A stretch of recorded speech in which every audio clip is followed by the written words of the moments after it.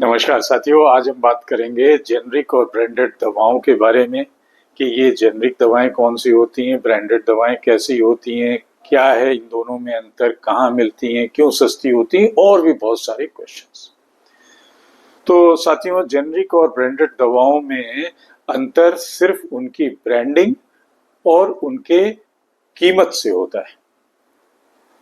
Generic दवाएं जो होती हैं उनमें वही सक्रिय एलिमेंट होते हैं, एक्टिव इंग्रेडिएंट्स होते हैं जो ब्रांडेड दवाओं में होते हैं। दोनों में साल्ट वाइज और इंग्रेडिएंट वाइज कुछ भी अंतर नहीं होता है, लेकिन चूंकि जेनरिक दवाओं पे कोई ब्रांड नहीं छपा होता है और ये दवाएं गुणवत्ता और प्रभावशीलता में ब्रांडेड दवाओं से कहीं कम नहीं होती, बिल्कुल एक जैसी होती। तो कहने का मतलब कि जेनरिक दवाएं और ब्रांडेड दवाओं में उनके इफेक्टिविटी पे कोई अंतर नहीं। दूसरा, जेनरिक दवाओं की कीमतों का है कि जेनरिक दवाएं ब्रांडेड दवाओं की तुलना में सस्ती होती हैं।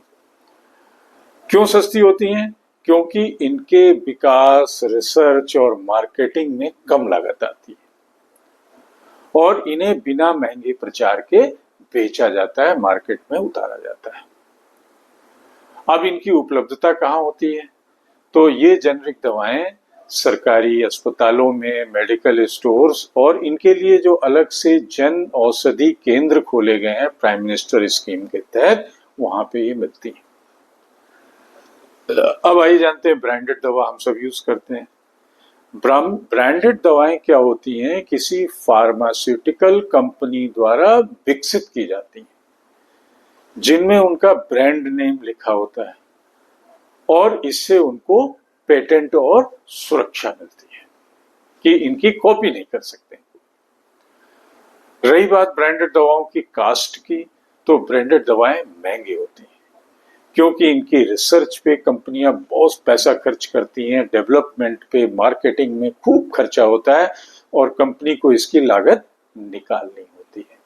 तो लागत जब निकालनी होती है तो दवाइयों की कीमतें हाई रखनी पड़ती हैं। इनकी अवेलेबिलिटी सभी जानते हैं कि सभी फार्मेसी और मेडिकल स्टोर पे ये ब्रांडेड दवाएं मिलती हैं।